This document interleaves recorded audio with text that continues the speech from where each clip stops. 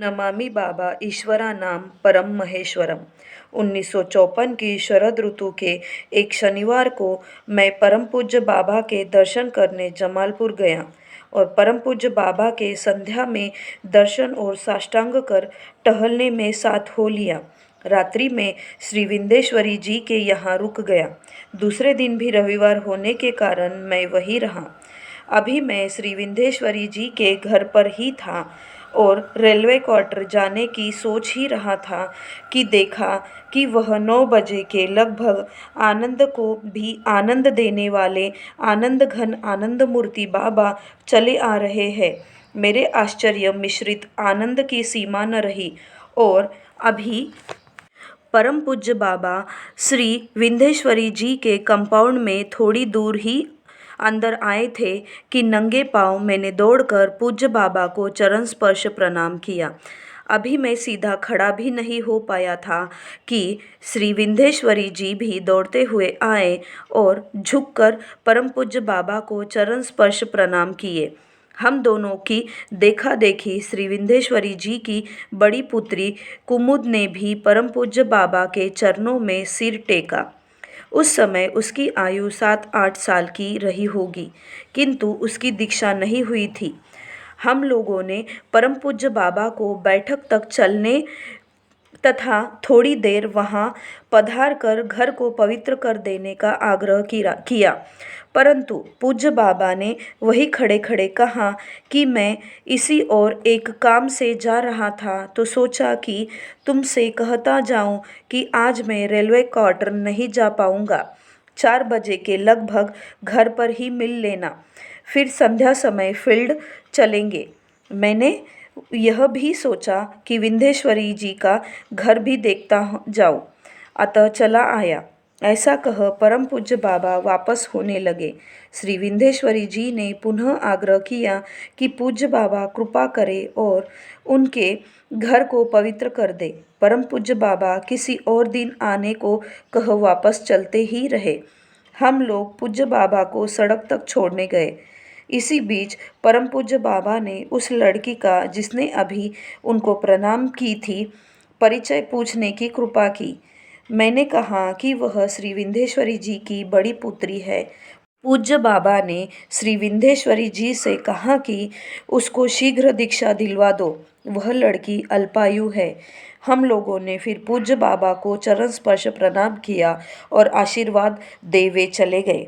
4 बजे फिर हम लोगों को परम पूज्य बाबा के निवास पर उनके दर्शन और प्रणाम करने का सौभाग्य प्राप्त हुआ। कुछ देर तक परम पूज्य बाबा का उपदेश सुनने के बाद पूज्य बाबा ने मुझसे कहा कि आज अगर बेगूसराय वापस नहीं जा रहे हो तो संध्या समय तुम लोग फील्ड साथ चलोगे। यह सोच कि फिर आज परम पूज्य बाबा की सेवा में कुछ समय व्यतीत करने का सौभाग्य प्राप्त हुआ, मन गदगद हो गया। परम पूज्य बाबा के यहाँ से लौटते समय श्री विंध्येश्वरी जी को कुछ चिंतित पाया। पूछने पर उन्होंने बताया कि वे अपनी लड़की कुमुद के विषय में सोच रहे हैं। पूज्य बाबा ने सुबह ही उसके अल्पायु होने की बात कही थी। मैंने कहा अभी थोड़ी देर बाद हम लोग फिर परम पूज्य बाबा का दर्शन करने चलेंगे तो इसकी चर्चा करेंगे। आप कृपया उस लड़की की दीक्षा दिलवाने के लिए परम पूज्य बाबा से समय निर्धारित करवा ले। जब पूज्य बाबा ने ऐसा कहने की कृपा की है तो इसका निदान भी वही करेंगे। आप तो जानते हो कि परम पूज्य बाबा ने कैसे मेरी लड़की को मौत के मुंह से बचाया है, फिर इसके लिए चिंता क्यों।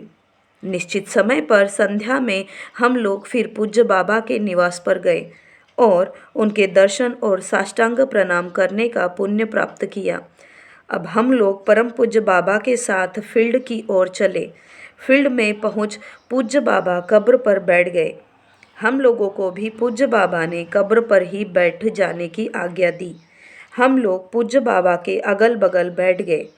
वही श्री विंध्येश्वरी जी ने अपनी लड़की कुमुद की दीक्षा के लिए आग्रह किया। कृपा निधान बाबा ने छूटते ही कहा कि जल्द ही समय निकालकर मैं उसकी दीक्षा दे दूंगा। तुम इसकी चिंता क्यों करते हो। परम पूज्य बाबा के ऐसा कहने पर पुनः हम लोगों ने इस विषय पर चर्चा नहीं की। उस संध्या हम लोगों को परम पूज्य बाबा के चरणों में लगभग 3 घंटा बैठकर उनके उपदेशों तथा वचनामृत पान करने का सौभाग्य प्राप्त हुआ। फील्ड से लौटते समय परम पूज्य बाबा जब जुबली वेल के समीप पहुँचे तो हम लोगों को लौट जाने को कहा। श्री विंध्येश्वरी जी का निवास जुबली वेल के समीप ही है। पुनः हम लोगों ने चरण स्पर्श प्रणाम किया और श्री विंध्येश्वरी जी के साथ उनके निवास पर लौट आए। बाद में समय निकालकर परम पूज्य बाबा ने श्री विंध्येश्वरी जी के घर जाकर उनकी पुत्री को दीक्षा दी। आज भी वह सौभाग्यवती लड़की परम पूज्य बाबा की कृपा से अपने परिवार में बाल बच्चों के साथ सुखमय जीवन व्यतीत कर रही है। धन्य है परम पूज्य बाबा की अहेतुकी कृपा।